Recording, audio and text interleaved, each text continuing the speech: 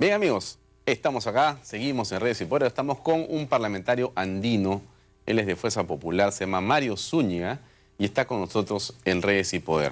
Mario, buenas noches, gracias por acompañarnos. Buenas noches, Alfonso, un placer, encantado de conocer al hijo del recordado Alfonso Bahía Atuesta. Muchas gracias, muy amable. Un honor.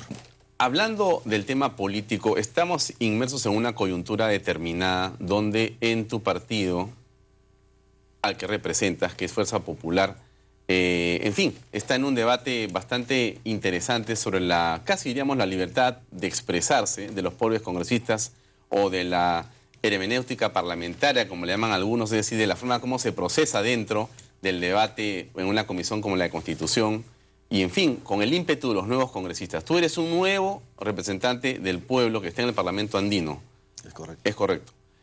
Para que el público sepa, porque mucha gente se pregunta, me lo preguntan en las redes sociales, ¿qué hace un parlamentario andino? Y aprovechemos esta oportunidad para hacer un poquito de docencia también. Y nos cuentes en unos segundos, por favor, ¿cuál es la labor precisa en la que estás inmerso como parlamentario andino representando al Perú? Encantadísimo, Alfonso. Bueno, ¿qué es el Parlamento andino? Sí. Es un organismo supranacional que tiene atribuciones de control político del sistema de integración porque su propósito es la integración de los países andinos. Producen normativa, resoluciones, recomendaciones. Es verdad que su carácter no es vinculante. He ahí el problema. Y cuando decimos que no es vinculante, quiere decir que cuando ustedes emiten... No es de obligado cumplimiento. Es una recomendación casi. Es una recomendación, como lo hacen muchos organismos internacionales. No legislan, entonces. No se legisla, sí. Pero hay algo más todavía. Bueno, es verdad que los parlamentos en el mundo, en general, casi en absoluto, no legislan, salvo el Parlamento Europeo. Ya, pero tú ganas como congresista, tienes vacaciones, tienes seguro, tienes oficina, tienes las prerrogativas, la inmunidad parlamentaria, pero... ¿dónde está tu oficina? ¿En dónde está el fruto de tu trabajo, digamos? Lo dice la ley y tenemos las mismas prerrogativas que un congresista, pero terminaremos el concepto. Entonces, de ahí viene justamente ante ese vacío, viene una propuesta que quiero lanzarla en tu prestigioso programa, y se trata de una proposición de ley de modificación constitucional en el artículo 107, referido precisamente a las atribuciones que tienen para legislar algunos organismos, donde está además el presidente, el Congreso, colegios profesionales, instituciones del Estado y personas de acuerdo a la ley. Pero no los parlamentarios. O sea, todos ellos que tú has mencionado tienen una iniciativa. Pueden tener una iniciativa legislativa. Nada más queremos. Ya. Ustedes no tienen. No la tenemos. O sea, ustedes están, no sé, ese derecho no les asiste. Y debería, ¿no es verdad? Debería, porque somos elegidos en un mismo proceso electoral con las mismas dificultades, por decirlo de un modo, y es un gran desperdicio, porque si vemos quiénes estamos en el Parlamento andino, y yo puedo reconocer en mis compañeros una gran capacidad no solo de iniciativa, sino profesional. Y eso es un desperdicio, porque si no podemos hacer ni siquiera tener iniciativas legislativas, entonces estamos desperdiciando el trabajo que hace. ¿Cuál es el trabajo? Nosotros, por ejemplo, trabajamos marcos de cierta normativa respecto a marcos en términos de salud, de educación, ¿no? Y hay un trabajo de los países en conjunto frente a una problemática común para darles solución. Pero en realidad no hay una profundidad, no se llega a un puerto en términos de trabajo, porque ahí queda como solamente iniciativas. Mario, qué interesante lo que dices tú. Te hago la siguiente pregunta porque se trata finalmente de conversar y lo que tú señalas me provoca decirte lo siguiente. Si tú no te puedes legislar, si no tienes capacidad para poder señalar algo que vincule tu opinión a una acción legislativa, y te lo pregunto con el respeto, por supuesto, que merece tu participación y tu representación, ¿por qué no tu propuesta va por eliminar el Parlamento andino? Es que estamos yendo contracorriente a contracorriente, es todo lo contrario. Alguien podría decirlo, porque hay una corriente de opinión que dice esa institución no tiene justamente las prerrogativas completas, estás como manco, como en una camisa de fuerza. Entonces alguien podría decir, generan un gasto ¿por qué no mejor suprimimos el tema? A ver, pero curiosamente quienes esbozan esa propuesta han postulado al Parlamento andino y no han salido. Curiosamente han aprobado esa ley, ¿no?, que nos da esas facultades como parlamentarios andinos. Entonces, no hay congruencia. De lo que se trata en todo caso es de generar espacios más allá de nuestras atribuciones, donde no competimos con nadie, todo lo contrario. En una evaluación de costo-beneficio no hay ningún costo al Estado. No hay, al contrario, tenemos más bien la posibilidad de generar, repito, de producir. Porque no hay costo, pero ustedes tienen tú tienes un haber que te paga la nación. No me refiero al costo de los emolumentos, no. Me refiero al costo de que si tuviéramos capacidad de hacer propuestas en materia legislativa, ¿qué costo habría? No hay ninguno. ¿Por qué no? Es la pregunta, ¿por qué no? Claro, o sea, date la posibilidad no implica nada más de lo que ya tienes ahora. Además hay un argumento de peso. Ya hay una capacidad instalada, claro, digamos, hay una capacidad instalada, efectivamente. Hay una votación que te representa, frente a la cual tú representas. En un mundo globalizado se manejan esquemas de bloque. Precisamente el Parlamento andino lo que hace es buscar la integración, un gran bloque. Estamos hablando, a ver, en términos de mercado, de 120 millones aproximadamente. Ya, a ver, el Parlamento andino es Bolivia, Ecuador, Chile, Perú y Colombia. Así es. Ya.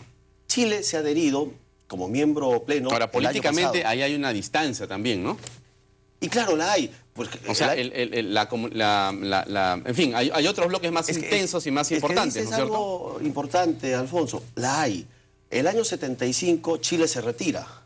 Acordémonos qué ocurrió el año 75 y quién gobernaba era Pinochet. Es un tema también político, pero hoy en día donde las políticas de los países prácticamente se han centrado en torno a un proceso de desarrollo sostenible, donde ya no hay sorpresas, salvo Venezuela, por ejemplo, y algunos pocos países en el mundo. De lo que se trata más bien es de concentrarse en tener políticas que se aboquen a un desarrollo sostenible de sus economías. Y eso pasa por tener, por ejemplo, en el caso de los países de la región, tenemos una problemática similar, debemos tener también normas o leyes algo armonizadas, ¿no es verdad? Porque tenemos una mirada compartida del futuro de los países de la región. Ahora, vuelvo a insistir en mi pregunta, Mario, porque en las redes sociales me preguntan y me dicen esto que te quiero decir, ¿no es cierto? ¿Por qué más bien tu propuesta no va justamente por ese camino, que es el de optimizar esta situación de hecho y poder suprimir el Parlamento en función de que, no ahora, ¿no?, y quizá tengas que trabajar en la legislación para suprimirlo? En fin, no sé, la gente dice, pues, no hay ninguna relevancia de la presencia de un parlamentario andino. Y eso es algo que como la gente no ve en qué se beneficia... ¿Cómo no va a haber relevancia, Alfonso? A ver, sí, explícalo, si estamos trabajando una tarjeta única de jubilación.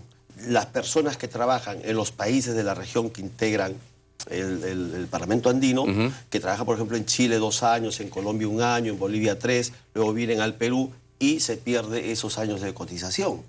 Ese es un aporte. ¿Cómo no va a ser importante la homologación de títulos universitarios? Que un profesional del Perú, en un mundo globalizado, pueda ejercer su profesión. ¿Y ya lo homologaron o todavía? Se está trabajando eso. Yo recuerdo que esto lo están trabajando hace años. ¿Cómo no va a ser importante tener una zona de paz en la región a partir de moderar los gastos en defensa y esas economías que se hagan en inversión social, o sea, se utilicen? ¿Cómo no va a ser beneficioso eso? Lo que pasa es que falta más comunicación. Lo que pasa es que falta un poco más de capacidad de acción. Y la tendríamos si llevamos nuestras iniciativas al Congreso, la tendríamos. Ahora, tú perteneces a una mayoría de 73 congresistas. ¿Ya?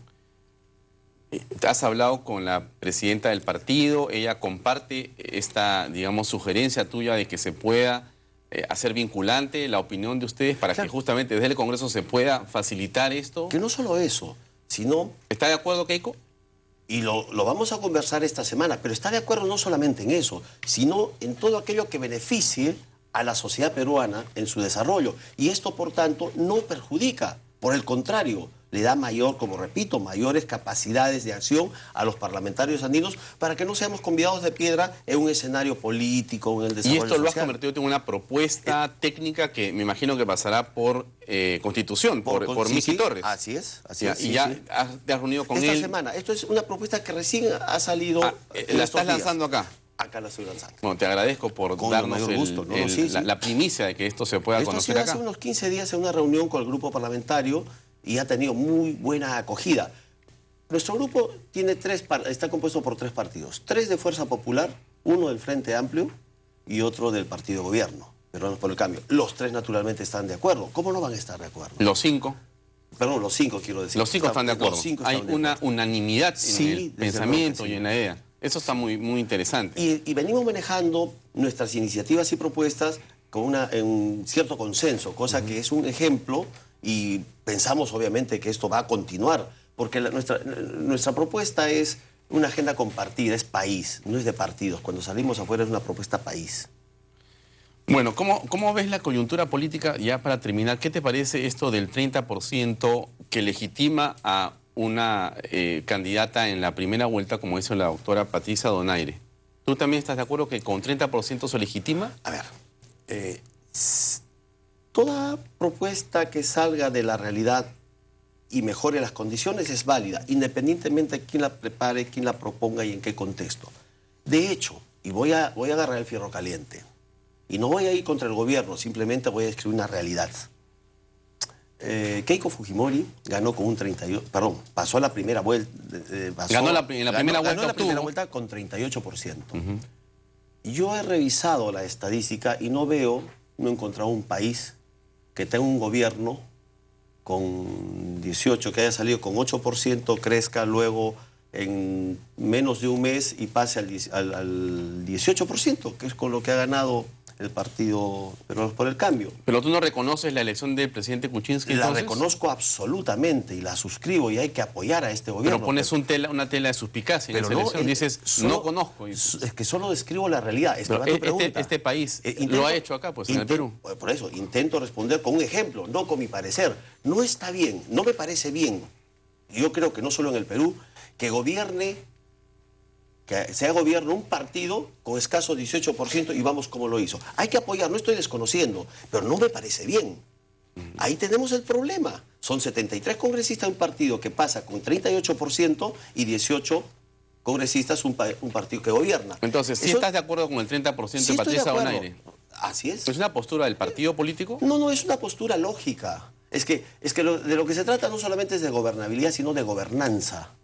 Y si vamos a desconocer la gobernanza, entonces estamos naturalmente yendo a contrapelo. De hecho, el país merece que sea gobernado por una mayoría y con respeto a la minoría. Y la mayoría fue dada el 10 de abril a un partido. Y el triunfo fue dado de una forma que ya conocemos, y no quiero escarbar, pero fue dado de la forma que conocemos. Y voy a decir algo, y me arriesgo a señalarlo, un poco que deslegitima un triunfo. Deslegitima. Es legal. Fue elegido, como ya sabemos, pero deslegitima. A estas alturas yo creo que no hay nada que hacer, ¿no? El triunfo de Kuczynski es el triunfo de Kuczynski. Y hay que apoyarlo, yo insisto. Sí, pero vamos a regresar a hablar de que si ganó o no ganó, porque no es... Yo digo, pero lo la deslegitima legitimidad. ese que ha ganado con tan poquito, por un pelín. Sí, pero por un voto. Por eso por un voto es suficiente. Por eso es suficiente, pero insisto. Eso es lo legítimo. Es lo legítimo. Es lo legítimo. Es Y lo legal. legítimo es que más allá de todo, el señor Kuczynski ganó la elección. Y hay que de eso no hay apoyarlo. nada que discutir. En absoluto. Más bien nos obliga a la mayoría a apoyar a ese gobierno porque se apoya al país. Yo no estoy conociendo en absoluto. Todo lo contrario. Lo que estoy haciendo es obligarme a apoyar a pesar de. Porque es lo responsable y lo que hay que hacer. Pero eso, a pesar de, yo creo que es al contrario, es que, sobre todo por eso, porque el presidente Kuczynski ha sido elegido democráticamente. Sí. Uno puede discutir la campaña así o así, pero los votos son los votos, ya terminó, es verdad. ¿no? Es verdad, yo suscribo absolutamente ello. Pero no niego la realidad, no se puede negar una realidad. Es bien complicado aceptar cuando se lucha contra el anti. Cuando uno trabaja contra anti, eso no sirve. Ahí está el Frente Amplio. ¿Cómo es que le ayudó a ganar? Y en la primera de Bastos se marchó. Ahora gobierna. Eso no está bien, pues. Es a eso una me segunda refiero. reflexión. Muy A bien. eso me refiero, no es a desconocer en absoluto supuesto. el triunfo legítimo de don Pedro Pablo De Kuczynski, PPK. a quien aprecio y apoyo, es una gran persona y un bien. mejor técnico. Muy bien. Gracias, No, congresista. encantadísimo. Parlamentario andino Mario Zúñiga. Muy amable por Con su todo presencia gusto, en Redes de Alfonso. Poder. Ha sido un honor. Amigos, es todo por